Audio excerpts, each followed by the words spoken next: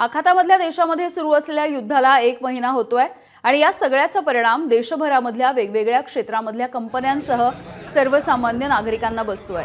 इंधन गॅस सिलेंडरसाठी शहरी भागासह ग्रामीण भागामध्ये नागरिकांना लांबच लांब रांगा लावाव्या लागतात। गॅस सिलेंडर आणि पेट्रोलियमचा मुबलक साठा असल्याचं भंडारा जिल्हा प्रशासन सांगतंय।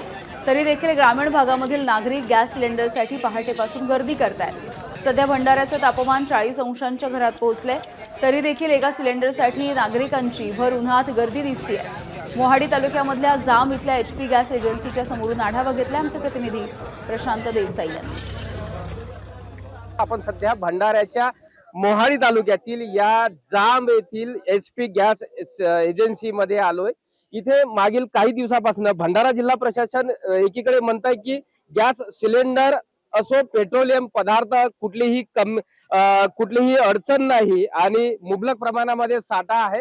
असं असतानाही तापमानाचा पारा 40 वर पोहोचलेला असताना हे ग्रामीण नागरिक अगदी भल्या पहाटेपासून त्यांना त्यांच्या हक्काचं सिलेंडर मिळावं यासाठी लाईन मध्ये उभे आहेत।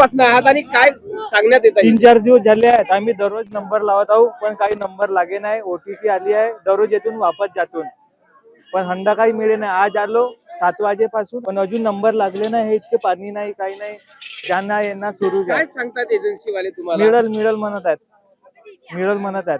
लाईन चालू आहे, वाटप सुरू आहे, मागवून येतात लोक घेऊन जातात पण आमचे अजून नंबर लागालेच आहे। हडतड चालू आहे। 2 जिल्ह्यात आम्ही हंड्यासाठी येत आहोत, सिलेंडर आम्हाला काही मिळत नाहीये। 4 दिवसात आम्ही एजन्सीला विचारतो तुम्हाला हंडा मिळेल असं म्हणतात। आम्ही सकाळी 6 वाजतापासून आलो तर आमचा अजून नंबर लागायचा। निश्चितच अगदी भल्या पहाटेपासून नागरिक इथे तटकडत आहेत। पारा 40 पार होत आहेत आणि अशा तापमानामध्येही सिलेंडर मिळावा यासाठी नागरिकांची इथे मोठी गर्दी बघायला मिळत आहे।